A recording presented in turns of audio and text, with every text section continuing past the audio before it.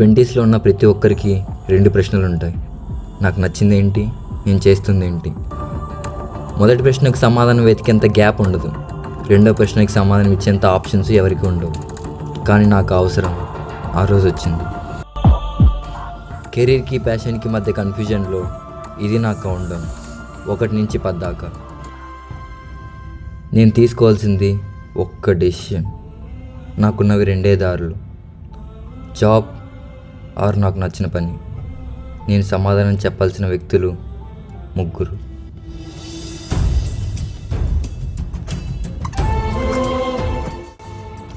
4 సంవత్సరాలు engineering, 5 CTC, ఓ company నా సంవత్సరం జీవితానికి కట్టిన వెల, 6 లక్షలు ఈ 4 సంవత్సరాల కన్ఫ్యూజన్ కోసం నేను చేసిన అప్పు, 7 ఇన్స్టాగ్రామ్లో నేను ఫేమస్ అవ్వడానికి కోసం చేసిన అటెంప్ట్స్, 8 నేను బీటెక్ మొత్తం ముక్కి మూలిగి తెచ్చుకున్న CGPA, 90 మంది ఫాలోవర్స్ ఉన్న ఇన్స్టా పేజ్, 10 రోజుల్లో రాబోతున్న జాయినింగ్ లెటర్.